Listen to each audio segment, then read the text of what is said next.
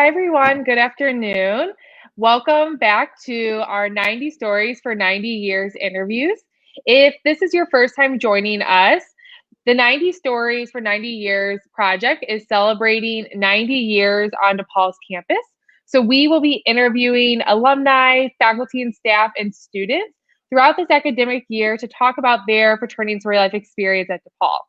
I'm really excited to have the former Panhellenic President with us, Esmeralda Silva. We are excited to have her to talk a little bit more about her experience in undergrad and then also postgraduate life. So I'm going to turn it over to you, Ez, if you want to just go ahead and introduce yourself. Hi, everyone. My name is Esmeralda Silva, and I am from the suburbs of Chicago, and I grew up in Elk Grove and currently live in the Lakeview area of Chicago. And I studied PR and advertising and international politics while at my time at DePaul, and I was part of the class of 2018. And I've been a member of Alpha Phi, and I was on the Panhellenic Council for a couple years during my time at DePaul as well. Awesome. So tell us what you've been up to since graduating DePaul.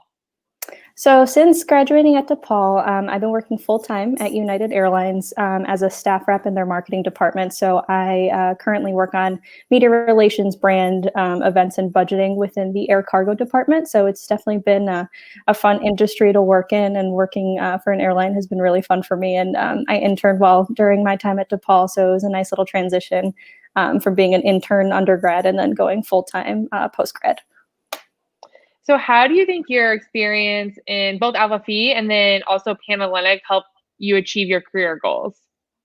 So I think the underrated thing about being in FSL is just the vast network that you have at your little fingertips. And I think, so many times people think of, the hard connections that you have. So like, oh, I know someone who works at X company that I want to work for. And there is a lot of that, but I think there's also like kind of the background. So if you have a connection at some sort of company, but there's a lot of people who might have someone in their own network that has a connection that you can work in, or even, someone who just knows about the industry that you want to work in. That's, something that I think is super valuable. And I think in my experience, there was a lot of women and men that, were in the industry overall that I wanted to go in. So it was just nice even just getting advice on how to navigate internships, how to navigate that transition going into the adult life after post-grad and all that stuff. And aside from the network aspect, I think, one of the things that truly helped me being in Panhellenic and Alpha Phi was just a lot of the skills that you form. And those are like the soft skills. So like budgeting, conflict resolution, event planning, all that stuff that you do on a day-to-day basis in your chapter and your organization. And, things like public speaking, like all of that is so transferable in your adult life. And that has been things that I took away and still use every day now. Yeah, and I think being in fraternity and sorority life gives you this practice and simulation for internships and like full-time careers, because it allows you to make those missteps and learn from those, and then take all the, as you said, like the soft skills into your first internship or full-time job. Yeah, definitely. So so we talked about that you were the past Panhellenic President. So what were some of the biggest lessons that you learned during that role? Because it was a rewarding but turbulent year for sure. Let me pull out my list. One of the things that I learned that I still say all the time, and even my, people I currently work with always make fun of me for saying this all the time, but I'm like, literally everything is going to be fine. And I think I said that a lot as being on Panhell and everything, but it really is. And I think the next time, you freak out about something, take a second. And I'm like, if it's not going to matter in 5 months, don't spend more than 5 minutes worrying about it. So that was one big lesson, but I think also going into that, you're never going to please everyone, and that's okay. I think something that I learned is I'm a big people pleaser. I want to make people happy. And, I think especially as women, we have a tendency to try to make everyone happy. But, sometimes people are going to be upset with you, and that's okay. Because especially when you're in a leadership position, you're not always going to make everyone happy, and, especially with your decisions and things like that. But sometimes those are just the decisions you have to make. So, mastering the art of saying no tactfully was also something I learned as well. And just being honest with others, being honest with yourself, and then understanding that it's necessary to have some tough conversations those are all important skills that I learned and kind of matched in all the lessons that I took away from being on Panhell. And so going off of that, what do you think was the most challenging and also the rewarding part in being in such a high leadership role in the FSL community? Yeah, so I think a lot of the challenges that I faced also ended up being a lot of the rewarding pieces of it too. So I think it's just depending on your perspective on how it happens. So I chose to take the positive route.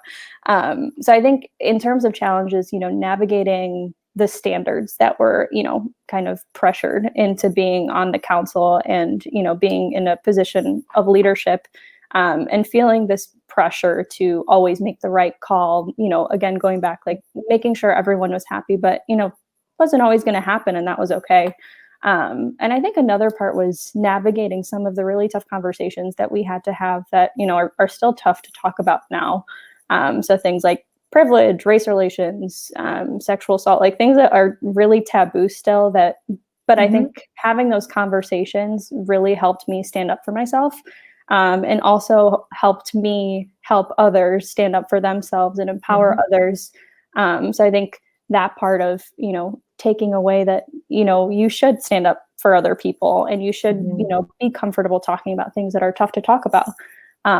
So those tough things and those challenging pieces turned into the most rewarding parts of my experience too. So they encouraged me to have higher expectations for myself, but in a good way.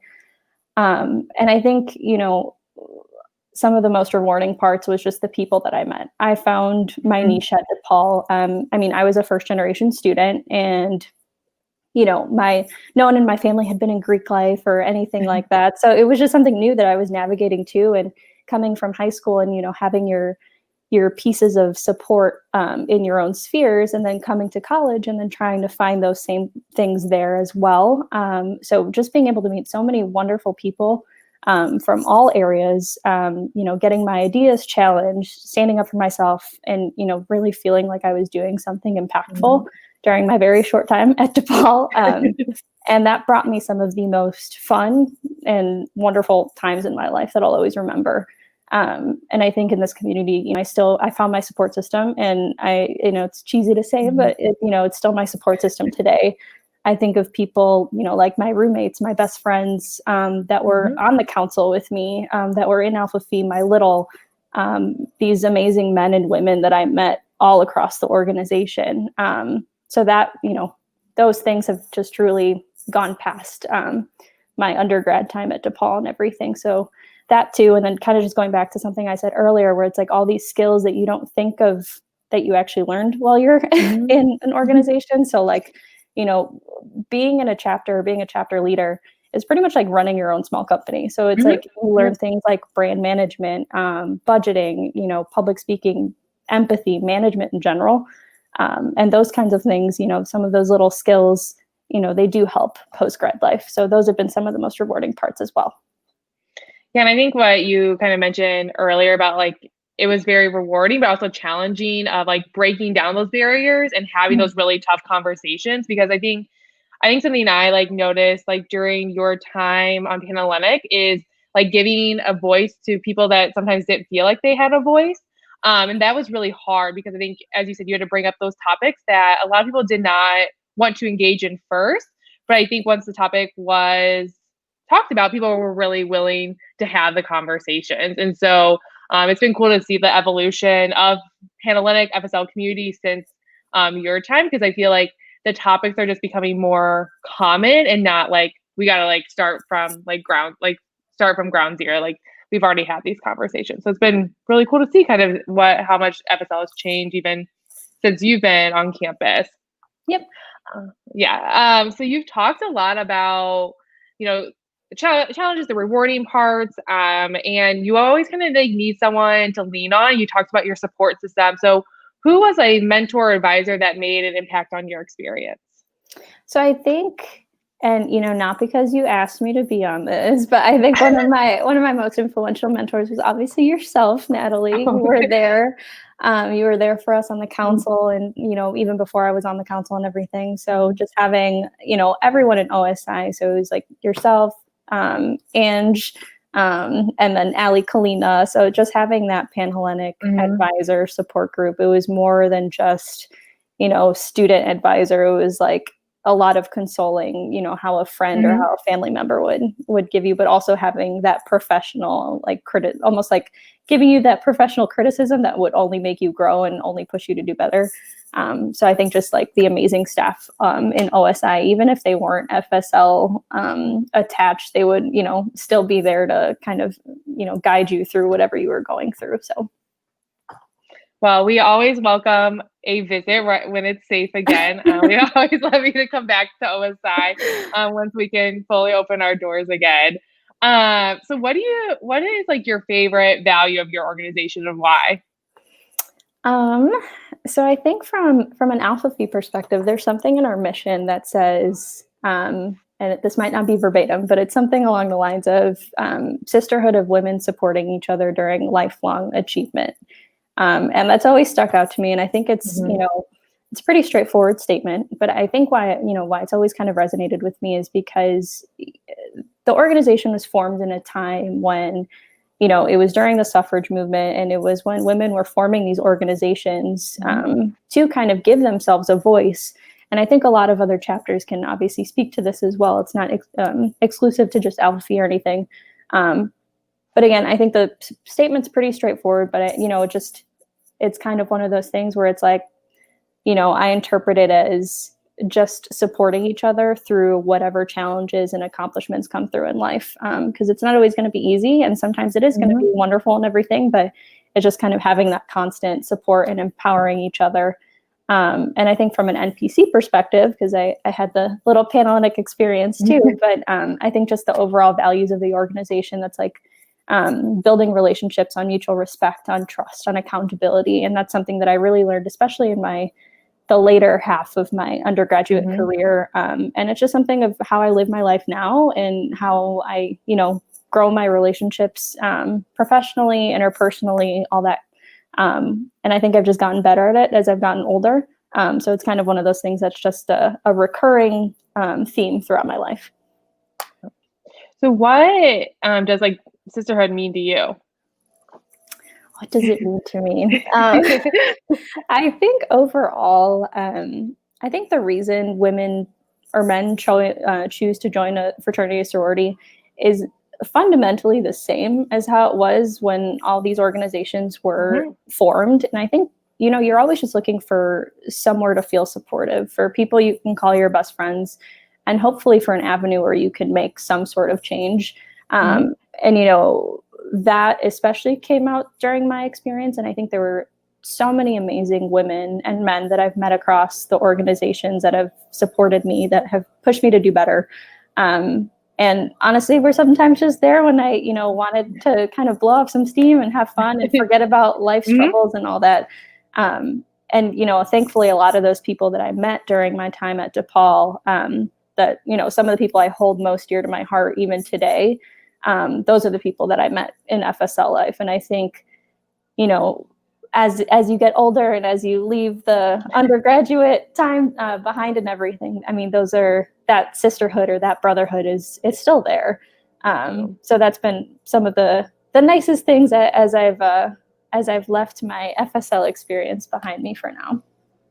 Yeah, I think that's like the special part about fraternity and sorority life. Like, there's so many ways to be involved after graduation. If that's like serving as a chapter advisor or just like being that support system, for like current members. And so I think that's like the really unique aspect of FSL.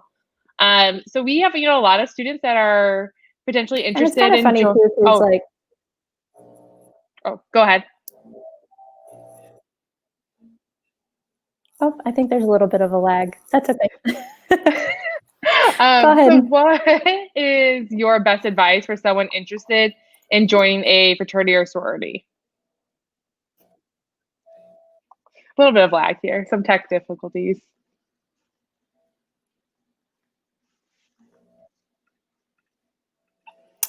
So I think my advice, which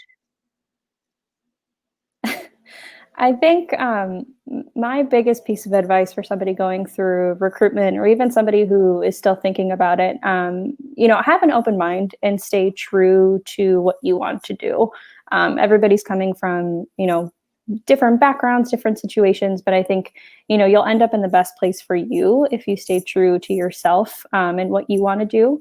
And I think as you're going through, this experience, when you meet other people, like, build each other up. It's as simple as that. And, everyone's going to have a different path as they're going through recruitment. So I think just, be a little selfish and do what you think is best for yourself and based on what you want to get out of the experience too. And I think also being a part of FSL life is an amazing experience too, but I think you can really supplement your experience as being part of the FSL community if you try to connect it to another organization that you find at DePaul as well. Whether it's being involved in athletics or being involved in a different service organization, I think there's a lot of ways that you can connect the two and even, bridge the gap in between some of the different communities at DePaul as well. So I think that's something, I was also Chicago Quarter Mentor, so I loved bringing that experience in when I was part of FSL life at DePaul as well. So, but yeah, just be yourself and make the most out of your out of your time at DePaul, because it goes by so fast. So in closing, what was your favorite memory of being part of your organization? I think I'll go with like a specific example. I think probably going to AFLV both times, because I was lucky enough to go twice. But I think just the sheer camaraderie between the councils and like when you're just sitting on a bus for however long on your way to Indianapolis or wherever you were, and like I think we were maybe just overtired or bored or whatever. But I think just like, having a good time and just being with each other, and no matter what, each of us were going through, we were always there for each other in one way or another. So I think that was a specific example, but I think also all the times in between when we were just sitting in the FSL office, just kind of doing homework or whatever. But those are, I think, some of the most fun times I've had were in the OSI office, just kind of figuring out either how to find a solution to whatever issue we were having at the moment or anything like that. And then I think the obvious, one of the obvious examples, recruitment. I feel so lucky to have had both experiences as being on the side of recruitment of my own chapter and, meeting all these wonderful women that were going through recruitment in that respect. And then also getting the Panhellenic experience too of, being on the other side and meeting women who hadn't found their home quite yet. And just like talking to some of these people and then meeting a lot of people from all over the organization. So women who were recruitment counselors and all that. And then, so I think, just all of those have a single tie back and it's just all the wonderful people that are in the community. And I think, you just have to sometimes go out of your comfort zone to meet some of them and everything. But I think you can learn a lot from each other. And I know. I feel like I'm sure it's hard to choose just like one memory because there was like so many within your like 4 years.